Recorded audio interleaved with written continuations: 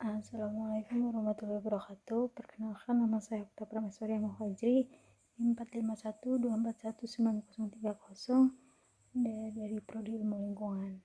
Di sini saya akan sedikit mempresentasikan tentang laporan penentuan titik sampel, metode dan frekuensi pengambilan sampel.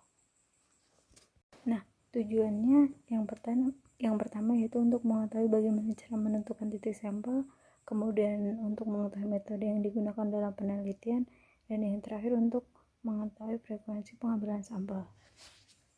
Kemudian ada landasan teori. Pengambilan sampel merupakan bagian dari penelitian yang sangat penting karena sampel merupakan cerminan dan populasi yang ada.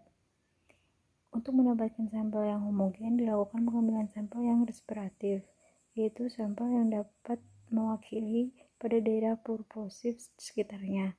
Dengan pengambilan sampel yang representatif dan data hasil pengujian dapat menggambarkan kualitas lingkungan yang mendekati kondisi sesungguhnya.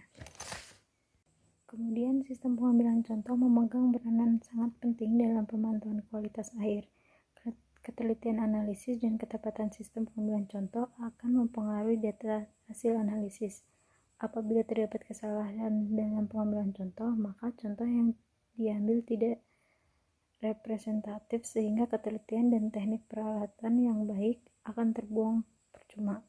Selain daripada itu, dikhawatirkan kesimpulan yang diambil juga akan salah.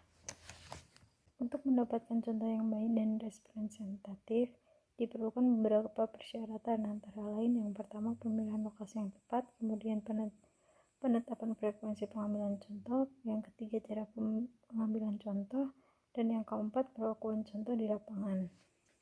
Kemudian ada alat dan bahan. Yang pertama buku tulis dan juga alat tulis, kemudian ada Google Earth, dan yang terakhir ada alat pengambilan contoh atau alat pengambilan sampel air.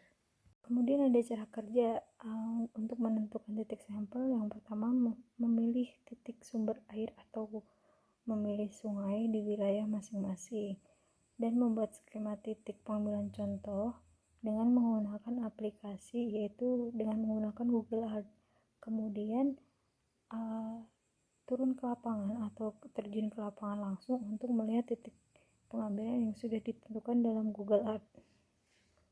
Kemudian ada pembahasan. Yang pertama perencanaan lokasi titik sampel, yaitu penentuan lokasi pengambilan contoh. Nah, di sini kualitas air diukur dari hulu ke hilir.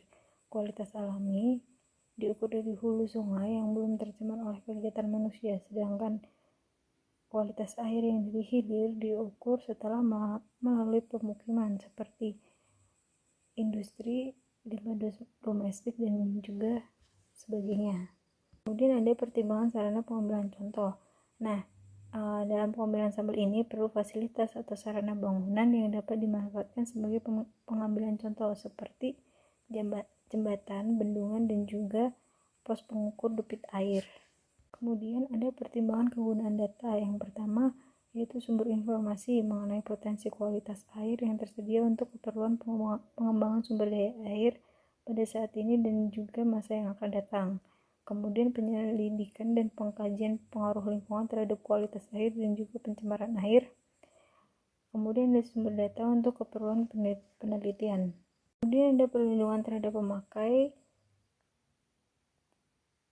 Kemudian pengawasan terjadinya kasus pencemaran di suatu daerah tertentu. Dan yang terakhir ada pertimbangan beban pencemar yang dibuang melalui sungai ke laut. Kemudian ada pertimbangan pemanfaatan sumber daya air. Nah, pemanfaatan sumber air dari hilir lebih besar resiko pencemarannya dibandingkan dengan pemanfaatan yang sama di lokasi hulu, sehingga diperlukan pengawasan kualitas air yang lebih intensif di lokasi hilir. Yang kedua ada penentuan frekuensi pengambilan contoh. Nah, yang dari penentuan frekuensi ini yang pertama ada pengumpulan informasi, yaitu kondisi-kondisi yang mempengaruhi kualitas air pada suatu lokasi, wilayah sumber pencemar, titik pemanfaatan, dan sebagainya. Di samping itu, informasi ini juga diperlukan untuk penentuan titik pengambilan contoh air. Kemudian data hasil dari analisis kualitas air yang ada di mana informasi ini digunakan untuk membantu memperkirakan perubahan kualitas air pada lokasi tersebut. Kemudian ada penetapan parameter yang diperiksa, penetapan frekuensi pengambilan contoh air, dan yang terakhir ada evaluasi frekuensi pengambilan contoh air. Yang ketiga ada metode atau cara pengambilan contoh. Nah, metode atau cara ini terbagi menjadi dua, yaitu dengan cara manual dan juga cara otomatis. Yang pertama cara manual, yaitu mudah diatur waktu dan tempatnya, serta dapat menggunakan bermacam-macam alat sesuai dengan keperluannya, dan juga biaya pemeliharaan relatif murah, akan tetapi keberhasilan tergantung pada keterampilan petugas. Kemudian cara otomatis, yaitu cara ini sesuai untuk pengambilan contoh gabungan waktu dan contoh yang diambil rutin secara berulang-ulang. Contoh dapat diambil pada interval waktu yang tepat secara terus-menerus, dan secara otomatis dapat dimasukkan ke dalam beberapa botol contoh secara terpisah atau ke dalam satu botol untuk mendapatkan contoh campuran. Selanjutnya, beberapa alat pengambilan contoh otomatis dirancang khusus yang dapat digunakan untuk mengetahui perbedaan karakteristik sumber air dan air limbah setiap waktu, debit air setiap waktu, berat jenis cairan, dan kadar zat tersuspensi, serta terdapatnya bahan-bahan yang mengapung. Namun, contoh ini memerlukan biaya yang lebih mahal untuk alat dan juga pemeliharaannya serta tenaga operator. Kemudian yang terakhir ada kesimpulan. Yang pertama, untuk perancang lokasi ada beberapa hal yang harus dipertimbangkan, seperti kegunaan data, pemanfaatan sumber air, sarana pengambilan contoh, dan penentuan lokasi pengambilan contoh, serta kegiatan yang dapat mempengaruhi kualitas air. Kemudian ada penentuan frekuensi. Nah, penentuan frekuensi ini guna menentukan jumlah frekuensi pengambilan contoh. Terdapat tahap-tahapan yang perlu diperhatikan.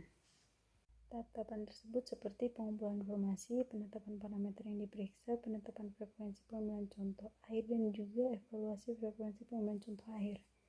Kemudian ada metode atau cara pengambilan contoh. Dalam hal ini, metode tersebut untuk mempermudah pengambilan sampel. Ada dua metode atau cara, yaitu dengan cara manual dan juga cara otomatis. Cukup sekian penyampaian dari saya. Apabila ada kurangnya saya mohon maaf. Wassalamualaikum warahmatullahi wabarakatuh.